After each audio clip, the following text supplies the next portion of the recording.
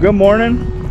Day 2 of butchering. I think we got just over 100 birds left. I think we did somewhere mid-90s yesterday. But we're gonna get them all done today and get them chilling on ice and get our customers called this weekend so they can come pick them up. So yeah, we got our first batch down here in the trailer ready to go. We're all set up. But first things first, we got a late start today because we had to get all of our stuff ready for deliveries that we have to make on Thursday. And we deliver eggs to a local bakery, so we got to get those. We had to get those all cartoned up and get them ready to take them in. And then, so yeah, I'll get everybody started on this. We'll start processing, and then I'll get the eggs taken in, delivered, and get back here and get this done. Well, it wouldn't be your typical day in the life of a homestead if you didn't have issues. So we're mid into this day 2 of chicken processing. We probably got half of them done, and all of a sudden we ain't got no water. Well, we come around the corner here. The whole spigot broke off, and we had a geyser in the front yard. So had to stop what we're doing because we don't have any water to continue on and fix this. So yeah, as you can see, it just made a giant mess and flooded all the way into the yard. Got everybody soaking wet. Got my nectarine tree soaked. So yeah, I gotta get this fixed. All right, got her all fixed. We gotta wait 10 minutes for it to dry, and then we should be able to turn everything on and resume. One thing I will say on a homestead, always have some glue, always have a pair of cutters, and always have extra PVC fittings on hand, because 20-minute drive to the nearest store, it's going to cost you a lot of time and fuel when you need this water to water your animals, especially on a really hot day like today. All right, it's been about 4 hours. We're down to about 3 or 4 birds, taking a water break. And then we can start the cleanup process and do all our afternoon chores, make sure everybody has water or food, go in and relax for a little bit, and get started on evening stuff.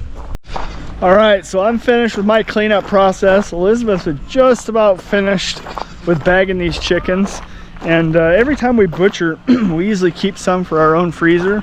And it's really not an issue because we usually have 15 to 20 that might have broken legs, broken wings, blemishes of some sort, you know, cuts on their back, just whatever. Something happens, you know, when they're in the trailer or when they're in the scalder or plucker and they end up dislocating a wing or something like that. We'll end up keeping those because those are not sellable for us. But here, I'll show you. So we put them on ice in our cooler here, and then Elizabeth, there's probably about 20 in here, and then Elizabeth tomorrow, she'll go through and she'll piece them all up, and she'll either can them or we'll freeze them. And we usually like to go into winter with about 100 birds, roughly 120. If we eat chicken twice a week, you know, and we eat 2 to 3 birds at a time, we go through chicken pretty quickly. So we just like to make sure we're stocked up. So these guys escaped, and they were in our hay down here. They came off the hill. Rocky knocked over the fence. So they come down here and they put themselves away. I think Betty's in heat because Arctic's being crazy. Oh, he's not gonna be crazy on camera. But he's been over here being sexy for Betty. But she don't want none of his shenanigans. While I'm waiting for Beth to get down, I'll show you something pretty cool. So these are her loofah sponges that she planted this year. And look how they're vining up over this arch. It's pretty neat. So one thing that kind of sucks about having the free-range birds instead of pasture raised, which next year we're going to try and make that happen. I'd love to still be able to keep about 50 down here in the raking house underneath the rabbits. But you know, 225 hens free ranging down here on a small acreage, it's just rough. You know, they're in the bags of grain. They're not always in the grass where we want them. You know, they poop all over the patio. They come up on our deck. They jump on the four-wheelers. They get in the brooder. It's kind of a mess. It's not, I guess it's not what we thought it would be. And it was much better when we only had 100 hens. We didn't have to deal with half of this stuff. So next year we're really going to try and get them out on pasture. But the other downside is when we're processing chickens like this and it takes us half the day, we can't let them out because they'll be in you know, in the gut pile, or they'll be in our cool water drinking it, and just so we got to keep them in there. So put a sprinkler on the roof, give them plenty of water. It just sucks because it's warm and we'd like them to be able to be out, but we just can't. Now right now it's 4 o'clock in the afternoon, and Elizabeth's just about done, but once she's done we'll open the doors and let them out. But you know, it'd be nice if they could be out all day on days like this. One thing I am thankful for is the four-wheeler and building this little trailer, because without this thing it would be so much more difficult.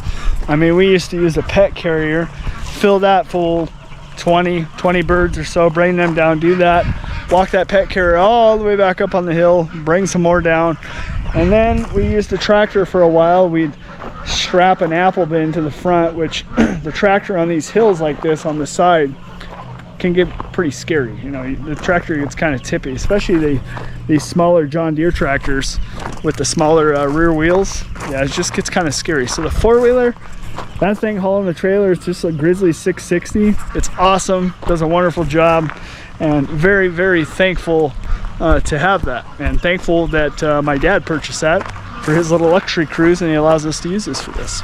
All right guys, all done.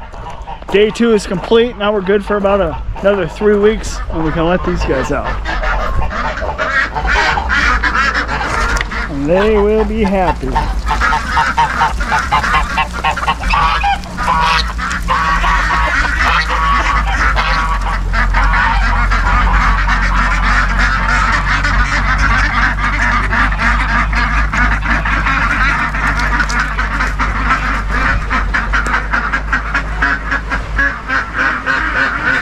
At least it's nice and cool in here because we had the sprinkler going on the roof all day.